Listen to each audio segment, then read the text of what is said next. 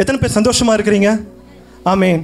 அதாவது இந்த 7 வார்த்தைகளுமே எப்படிப்பட்ட வார்த்தைன்னா, தாவீது சொன்ன வார்த்தையோ, சவுல் சொன்ன வார்த்தையோ, இல்லை தானியேல் சொன்ன வார்த்தையோ இல்லை.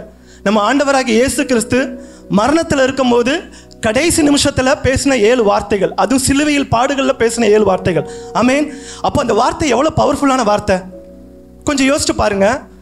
இந்த நாளிலும் கர்த்தருடைய வார்த்தையை பேசணும் அப்படின்னு நினைக்கும் போது, அவருடைய வார்த்தையை பேச வரும்போது எனக்குள்ள உண்மையிலே ஒரு சந்தோஷமாக இருந்துச்சு. ஏன்னா நம்ம உலகத்தில் நிறைய வார்த்தைகளை பேசுகிறோம், நிறைய விஷயங்களை பேசுகிறோம்.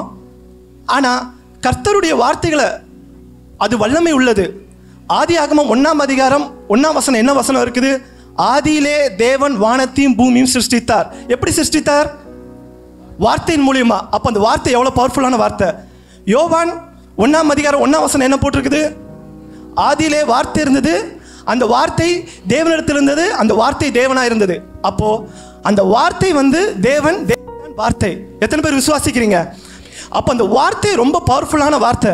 அந்த வார்த்தையை நம்ம கேட்க வந்திருக்கிறவங்க யாருமே நிர்விசாரமாக இருக்க வேண்டாம்.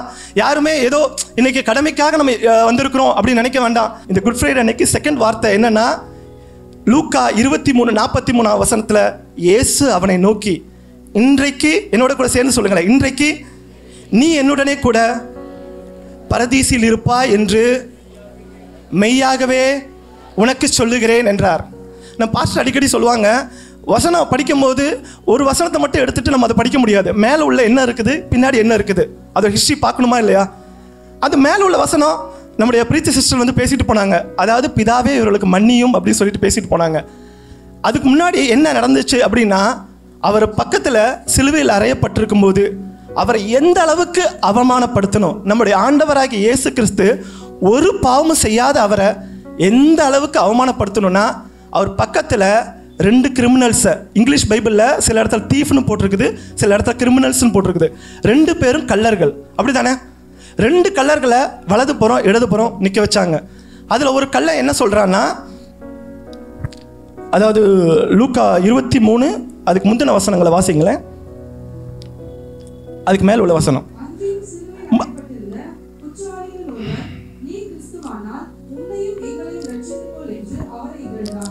இது இந்த வார்த்தையை சொன்னது வலது பக்கத்தில் உள்ள கல்லனா இல்லை இடது பக்கத்தில் உள்ள கல்லனா? யாராவது சொல்ல முடியுமா? யாராவது சொல்லுங்களேன். இந்த வார்த்தையை சொன்னது, அதாவது ஒருத்தன் கர்த்தரை நிந்திக்கிறான், அவன் சிலுவையில் அறையப்பட்டிருக்கிறான், தான் செய்த குற்றங்களுக்காக அறையப்பட்டிருக்கிறான். ஆனால் அவன் வலது பக்கத்தில் உள்ளவனா இடது பக்கத்தில் உள்ளவனா தெரியலையா? ஒன்றா வலது பக்கம் இல்லை இடது பக்கம், ஏதாவது ஒன்று சொல்லுங்களேன். வலது பக்கமா? பைபிளில் போட்டிருக்குங்களா? ஓகே, வலது பக்கமோ இடது பக்கமோ அது நம்மளுக்கு முக்கியம் இல்லை. அவன் தேவனுடைய வார்த்தையை, தேவனுடைய சிலுவையில் அறையப்பட்ட போது அவரை நிந்தித்தான், அப்படி தானே? ஆனால் இன்னொரு கல்ல என்ன சொல்கிறான்னா, அடுத்த வசனம் படிங்க.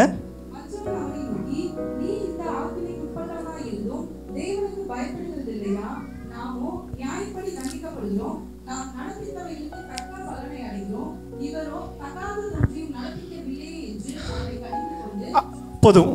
அதாவது அந்த இன்னொன்று கல்லன், சில பேர் என்ன சொல்கிறாங்க, நல்ல கல்லன் அப்படிங்கிறாங்க. ஸோ அவன் மனம் திரும்பினா, ஸோ அதனால் நல்ல கல்லன்னு சொல்கிறாங்க. அவன் சொல்கிறான், நம்ம தப்பு பண்ணியிருக்கோம்ப்பா, அதனால் இங்கே இருக்கிறோம். ஆனால் அவர் என்ன பண்ணலையே. அப்படி இருக்கும்போது நீ அவரை நிந்திக்கலாமா அப்படின்னு கேட்குறான். அவனுக்குள்ளே எப்படி மாற்றம் வந்துச்சுன்னு நினைக்கிறீங்க? ஃபஸ்ட்டு வார்த்தை மன்னிப்பு, 2வது வார்த்தை மனமாற்றம். இந்த மனமாற்றம் எப்படி இந்த கல்லனுக்குள்ளே வந்துச்சுன்னு நினைக்கிறீங்க? என்னோட கூட பேசலாம். அவன் எப்படி மனம் மாறி இருப்பான் சொல்லுங்களேன்.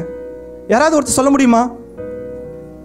ஏன்னா அந்த முதல் வார்த்தையில் ஆண்டவர் சொல்கிறாரு, பிதாவே இவர்கள் தாங்கள் செய்கிறது இன்னதென்று அறியாது செய்கிறார்கள், இவர்களை மன்னியும். அப்படின்னா என்ன அர்த்தம்னா, பக்கத்தில் இருக்கிற கள்ளன் அவர் ஒரு இரட்சகர் என்பதை அவன் அறிந்து கொண்டான். அவர் இவ்வளோ பாடுகள் மத்தியில் இருக்கும் போதும் மற்றவர்களை மன்னிக்கிறாங்களே அப்படின்னு சொல்லிட்டு அவன் மனம் திரும்பினான். ஆனால் இன்னொன்று கள்ளன் என்ன பண்ணான், அவனும் பாடுபட்டுட்டு தான் இருக்கிறான். ஆனால் கடைசி நேரத்தில் மனம் திரும்பலாம்ல. நம்முடைய வாழ்க்கையில் நிறைய டைமில் நம்மளுக்கு அப்படி தான் இருக்கும். எப்படின்னா, நம்ம கர்த்தருக்குள்ளே வரோம், ஆராதிக்கிறோம், துதிக்கிறோம். நிறைய வேலைகளை நமக்குள்ள மனசில் எப்படி இருக்குன்னா, நான் கர்த்தரை தேடுறேன், கர்த்தருக்காக தசமாக கொடுக்குறேன், ஏன்னா கர்த்தர் ஒரு உயர்ந்த இடத்துல வச்சிருக்கிறாரு, ஆசீர்வதித்திருக்கிறார், நல்ல ஒரு சபையில் வைத்திருக்கிறாருன்னு. ஆனால் நம்மளை நாமளே ஆராய்ந்து பார்ப்போம், நமக்குள்ள உண்மையான மனம் திரும்புதல் இருக்குதா அப்படின்னு சொல்லிட்டு. கொஞ்சம் இந்த வேலையில் கொஞ்சம் யோசிச்சு பாருங்க. அதாவது அவர் எப்படிப்பட்டவர்? நம்முடைய ஆண்டவர் மனம் திரும்புறதற்கு ஏற்ற விதமாக அவர் நடந்து கொண்டார். அவர் எப்படிப்பட்டவர் அப்படின்னா, லூக்கா 23ஆம் அதிகாரத்தை 4ஆம் வசனத்திலும் சரி, 14ஆம் வசனத்திலும் சரி, 15, 22 இந்த 5 அதில் வசனத்தில் 5 முறை சொல்கிறான், இந்த மனுஷனிடத்தில் நான் ஒரு குற்றத்தையும் காணவில்லை. எப்படி? இயேசுவினிடத்தில் ஒரு குற்றத்தையும் காணவில்லை. அப்படிப்பட்ட குற்றமே செய்யாத ஒரு ஆண்டவரை தான் அவன் பக்கத்தில் இருக்கவங்க எல்லாரும் நிந்திக்கிறாங்க. ஆனால் இவன் ஒருத்த மட்டும் கடைசி நிமிஷத்தில் மனம் திரும்பி ரட்சிப்பின் அனுபவத்தில் பெற்றுக்கொண்டான். ஆமேன். நம்முடைய வாழ்க்கையில் நீங்கள் நினைக்கலாம், நான் லாஸ்ட் மினிட்ல கூட போய் என் மனசை மாற்றிக்கிறேன், நான் கத்தரை தேடுறேன், கத்தரை பாடுறேன், கத்தரை துதிக்கிறேன், ஆனாலும் நம்ம உள்ளான மனுஷன் உண்மையாக மாறி இருக்குதா அப்படின்னு கொஞ்சம் நம்ம யோசிச்சு பார்க்கும்போது நம்ம அதை யோசித்து பார்க்க வேண்டும். எப்படின்னா, நம்முடைய உள்ளான மனுஷன் மாறி இருக்குதுன்னா நம்முடைய வாழ்க்கை எப்படிப்பட்ட வாழ்க்கையாக இருக்கும் தெரியுங்களா? கலாத்தியர் 5ஆம் அதிகாரத்தில் இருக்குது, கனி உள்ள வாழ்க்கை வாழும் போது தான் மனம் திரும்புதலான வாழ்க்கை இருக்கும். ஆமேன். கனி உள்ள வாழ்க்கை எப்படிப்பட்ட கனி உள்ள வாழ்க்கையாக இருக்கணும்? நம்முடைய வாழ்க்கையில் நம்ம பேசுகிற, நம்ம செய்கிற காரியம், நம்முடைய கிரியைகள், இது நற்கிரியைகளாக இருக்கணும். நம்ம கிறிஸ்தவர்களாக இருந்தால் மட்டும் போதாது. ஆண்டவர் எதிர்க்கிற 3 விஷயம் மனம் திரும்புதலுக்கு நமக்கு தேவைப்படுற 3 விஷயம் என்னன்னா, மனம் திரும்பாமல், நம்மளுடைய உண்மையான இறுதிய மனம் திரும்பாமல் இருக்கிறதுக்கு 3 விஷயம் நம்மகிட்ட இருந்து களையப்பட வேண்டும். 3 விஷயத்தில் ஒரு விஷயம் என்ன தெரியுங்களா? ஹிப்போக்ரசி. அது இங்கிலீஷில் ஹிப்போக்ரசி, தமிழில் ஏதாவது சொல்லுங்களேன். அப்படின்னா என்ன? மாயமாலம். ஹிப்போக்ரசி என்ன? தமிழில் மாயமாலம். அதாவது தேவன் இந்த உலகத்தில் வாழ்ந்த காலத்தில் பரிசேரியும் சதிசேரியும் வெறுத்ததே மாயக்காரரே அப்படின்னு சொல்லி தான் வெறுத்தார். அப்படி தானே? நமக்குள்ள மாயமான வார்த்தைகள் இருக்குதா, இருதயத்தில் இருக்கான்னு கொஞ்சம் நம்ம யோசிச்சு பார்ப்போம். இதுல இருந்து மனம் திரும்புதல் நம்மகிட்ட தேவை. அந்த மாயமால நம்ம கூட இருக்கா? அப்படின்னா என்ன? உள்ள வரும் சில வேலைகளை நம்ம ஊழியத்தில் இருப்போம், அல்லது நம்மளுடைய விசுவாசிகள் மத்தியில் இருப்போம், இல்லை மற்றவர்கள் இருப்போம். அவங்கள பார்த்து praise lord brother, praise lord sister, அப்படியே திரும்பினவனே இவங்கள தானே, இவங்களை பற்றி எனக்கு தெரியுமே அப்படிங்கிற வார்த்தை நமக்குள்ள எத்தனை முறை வரும்? மற்றவங்களை நம்ம எத்தனை முறை நியாயம் தீர்க்கிறோம்? கொஞ்சம் யோசிச்சு பாருங்க. நமக்குள்ள உண்மையான மனமாற்றுதல் இருக்குதா? அப்படி உண்மையான மனமாற்றுதல் இருந்திருந்துன்னா, என்னையும் சேர்த்தா சொல்றேன், இந்த வேலையில் இந்த கூட்டம் இல்லை, இதை விட ட்ரிபிள் மடங்கு கூட்டம் இருக்கும். எத்தனை பேர் விசுவாசிக்கிறீங்க? நமக்குள்ள உண்மையான ஒரு மனமாற்றம் இருந்தா, நம்ம நற்கிரியைகளை பார்த்து புறஜாதிகள் நம்ம பக்கத்தில் வருவாங்க. நம்மளுடைய நற்கிரியைகளை நம்ம இன்னைக்கு நம்ம கர்த்தர்ட்ட ஒப்பு கொடுக்க வேண்டிய விஷயம் என்னன்னா, ஆண்டவரே என்னை மனம் மாற்றுங்க, உண்மையான மனம் மாறுதலை தாருங்க அப்படின்னு சொல்லி நம்ம அவர்கிட்ட கேட்கணும். இந்த வேலையில் இந்த 7 வார்த்தையை கேட்க வந்திருக்கிற நீங்கள் ஒவ்வொருவரும் ஒரு வார்த்தையை கூட நீங்கள் வெறுமையாக நினச்சிடாதீங்க. ஆனால் ஏன்னா ஆண்டவர் சிலுவையில் அறையப்பட்ட போது பேசின கடைசி நிமிஷத்தில் பேசின வார்த்தைகள். ஸோ அது அவ்வளோ பவர்ஃபுல்லான வார்த்தை. நான் முன்னாடி சொன்ன மாதிரி தான், தேவனுடைய வார்த்தை வெறுமையாய் திரும்பாது.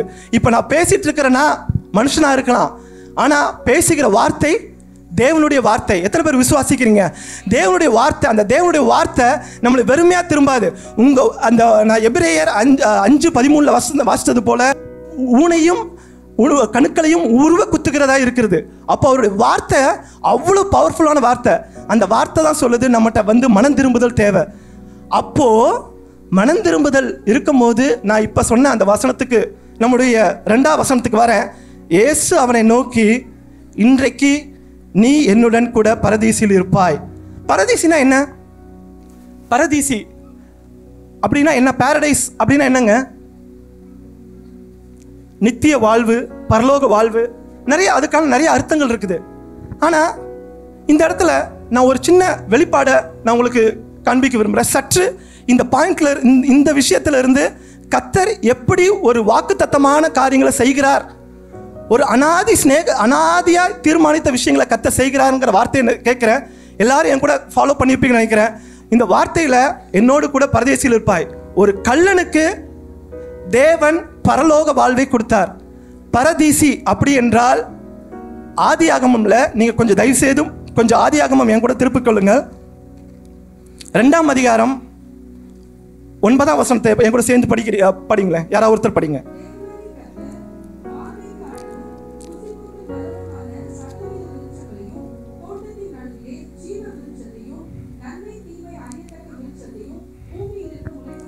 அதாவது ஆதியில் தேவன் வானத்தை பூமி படைக்கும் போது பூமியில் ஏதேன் தோட்டம், அதாவது ஏதேன் தோட்டம்ங்கிறது வந்து பரலோகத்துக்கு இணையான தோட்டம். அங்கே ஜீவ விருட்சங்கள், எல்லா விருட்சங்களும் என்ன, ட்ரீ, மரங்கள், அவ்வளோ மரங்கள் இருந்துச்சு. அதில் நீங்கள் பார்க்கும்போது சகல விதமான விருட்சங்கள், நலமான புசிப்புக்கு அழகும் நலமான சகல வித விருட்சங்கள் இருந்தது. ரெண்டாவது என்ன இருந்தது, தோட்டத்தின் நடுவிலே இந்த சென்டர் ஆஃப் த கார்டன் ஜீவ விருட்சம் இருந்தது, ட்ரீ ஆஃப் லைஃப். மூணாவது நன்மை தீமை அறியத்தக்க. அங்கே ஆதாம் என்ன பண்ணா, கொஞ்சம் தயவுசெய்து என் கூட ஃபாலோ பண்ணுங்க. இதை நான் எங்கே கனெக்ட் பண்ணுறேன்னு மட்டும் பாருங்க. இதை நான் கனெக்ட் பண்ணல, கர்த்தரே கனெக்ட் பண்ணி வச்சிருக்கிறாரு. அதுக்காக தான் சொல்கிறேன். எப்படி கனெக்ட் பண்ணுறாருன்னா, அந்த தோட்டத்தில் தேவன் சொல்கிறாரு, நீ நன்மை எல்லா கனியும் புசிப்பா, நன்மை தீமை அறியத்தக்க அந்த விருட்சத்தில் உள்ள கனியை மட்டும் புசிக்காதுன்னு சொல்கிறார். அப்படி தானே? ஆனால் அவன் என்ன பண்ணா, ஆதாமும் ஏவாளும் சேர்ந்து கர்த்தருடைய வார்த்தைக்கு கீழ்ப்படியாமல் அந்த கனியை புசித்தாங்க. அப்போது இதுக்கு அடுத்த வசனங்களை படித்து பாருங்க. அதாவது 3ஆம் அதிகாரம், நான் சொல்கிறேன் இந்த வசனத்தை படித்து பாருங்க. 22ஆம் வசனம். யாராவது ஒரு சத்தமாக படிங்க.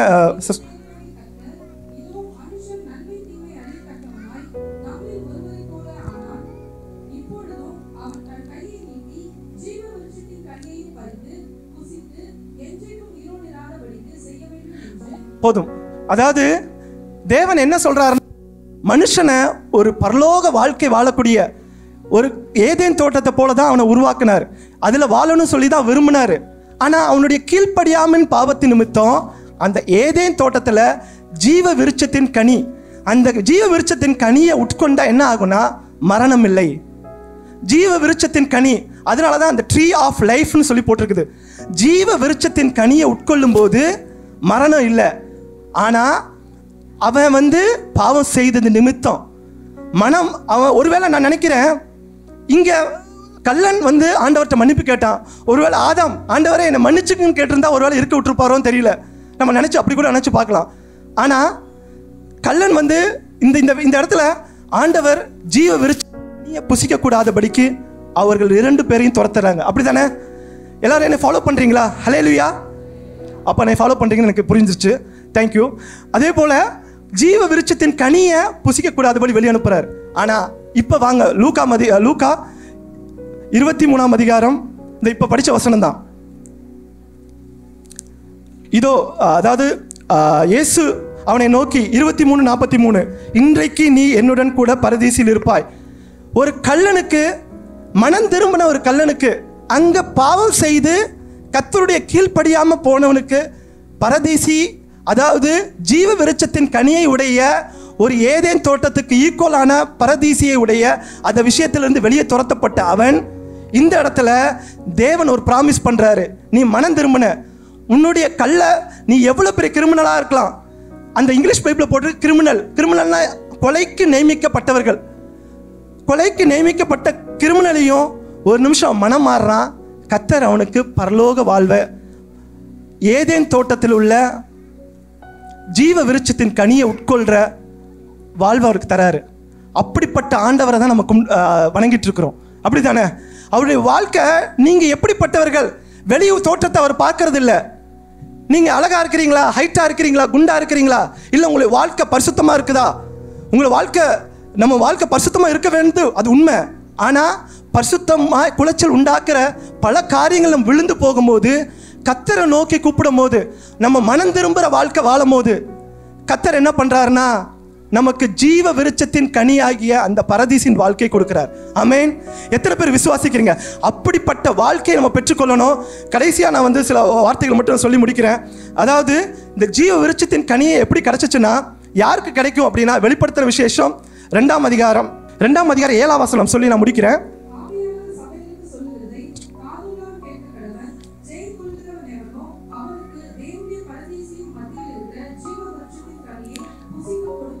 ஓகே, அதாவது பாருங்க, ஜீவ விருட்சத்தின் கனியை யார் கொடுப்பாரு?